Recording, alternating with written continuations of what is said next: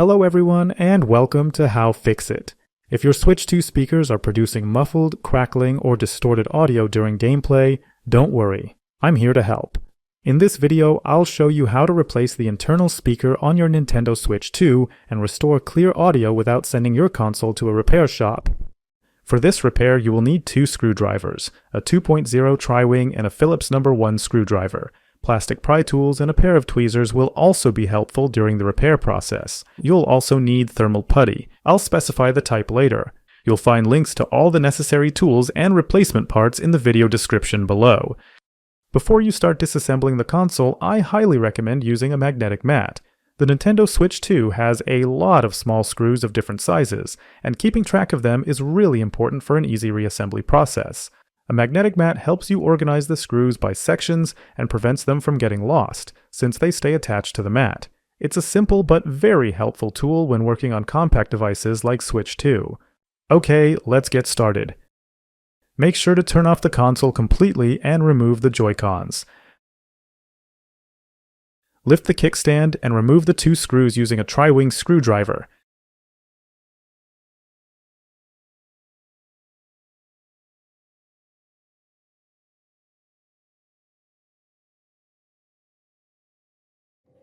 Next, remove the two screws near the charging port at the bottom of the console, as well as the single screw located at the top edge of the case.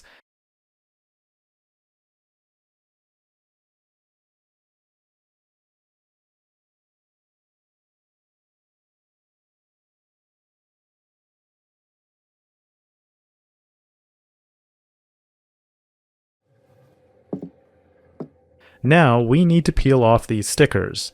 To remove them carefully, use a pair of curved tweezers. Start by prying up the sticker from the inner side near the Joy-Con connector. Insert a second pair of tweezers in the small gap and begin peeling the sticker along the edge of the chassis. This is how easily you can remove the stickers without causing any damage. Remove the second sticker using the same method.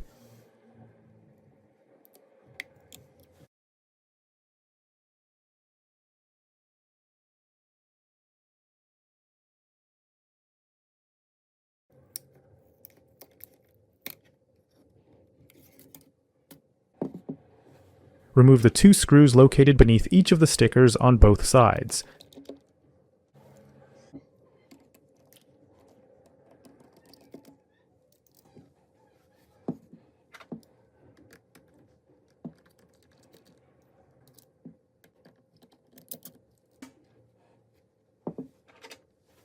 Use a plastic spudger to gently pry up the bottom cover. Then, release the latches through the small openings to remove the back cover.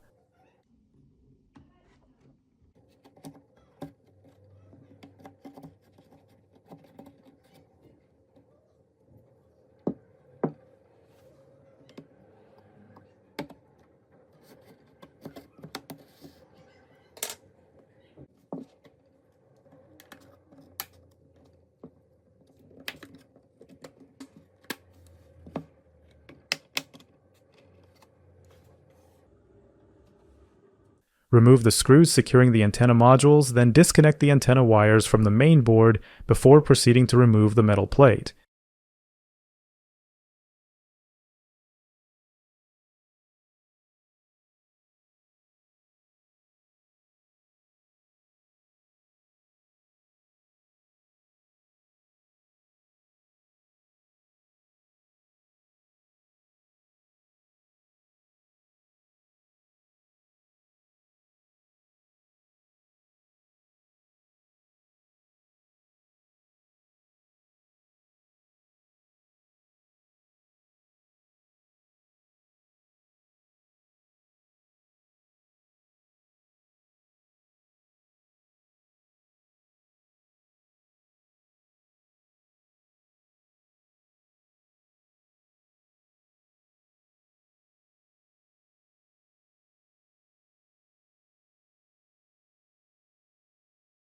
The thermal putty holds the metal plate slightly in place on this side. Carefully begin lifting it with a plastic spatula.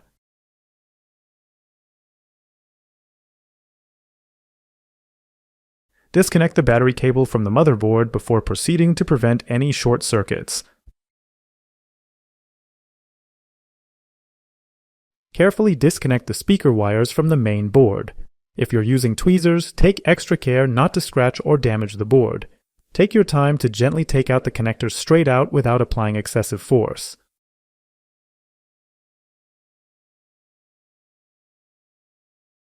Now you can remove and replace the speakers. If your speaker is producing distorted or crackling sound, a replacement should resolve the issue.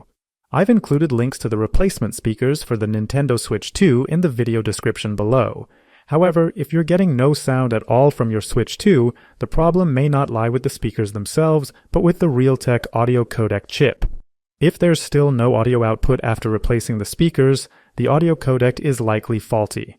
You can learn more about this issue in my detailed video guide on Switch 2 motherboard repair. The link is also provided in the description below. Let's proceed with installing the new speakers and reassembling the console. Reconnect the speaker wires to the main board, ensuring a secure and proper connection.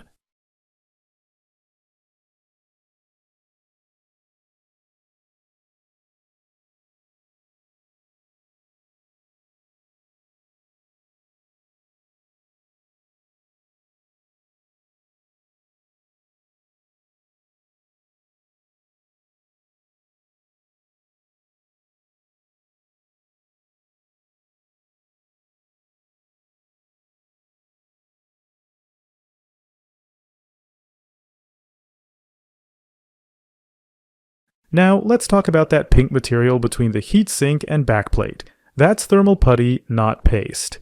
Unlike standard thermal paste, which works well only in thin layers with tight pressure, thermal putty is designed to fill larger gaps. In the Nintendo Switch 2, there's a significant space, around 1.5 millimeters, between the heat pipe and the backplate.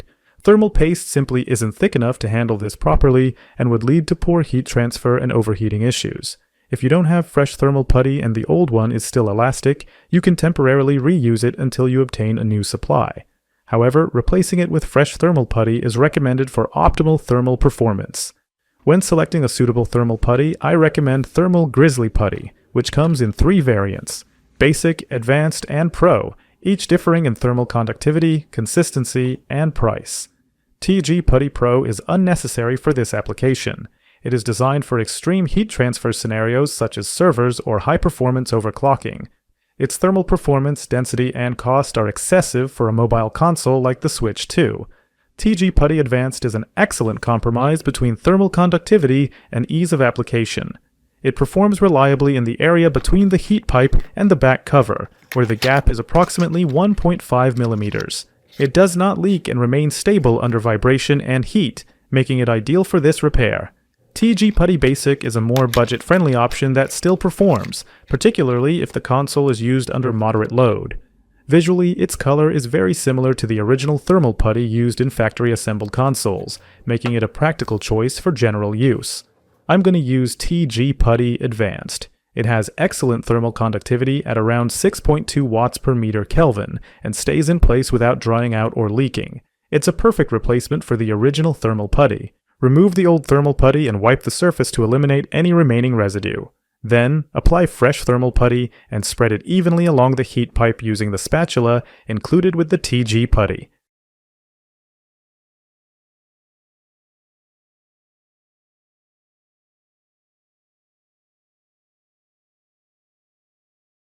Ensure the layer is smooth and covers the contact surface thoroughly for optimal thermal conductivity. Install the backplate and secure it with the appropriate screws. The applied pressure will evenly distribute the thermal putty, forming the optimal contact layer across the surface of the heat pipe for efficient heat transfer.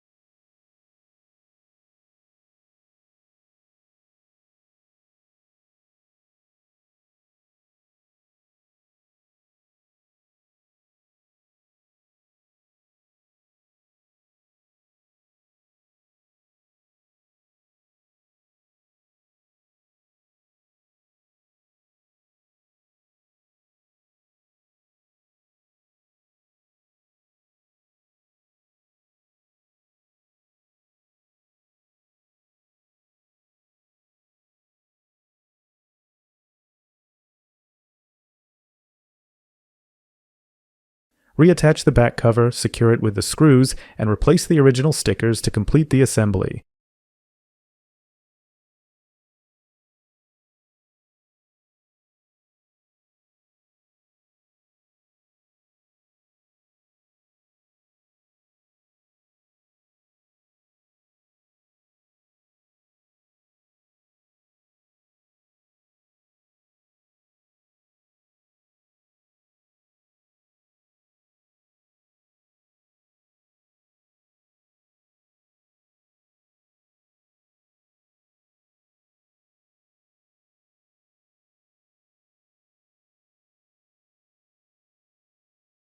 If you found this guide helpful, give us a thumbs up and subscribe for more tech tips and guides. Visit our website for more tech insights and do-it-yourself guides. Remember, every tech challenge is an opportunity to learn and grow. I really appreciate you watching my video guide. Feel free to ask any questions about Nintendo Switch 2 maintenance in the comments. By the way, if you're experiencing issues with your Joy-Cons or Pro Controller, such as analog stick drift or sticky buttons, check out my tutorial on cleaning and restoring your controller. For more details, refer to the helpful links in the video description. Thanks for watching How-FixIT, and see you in the next video.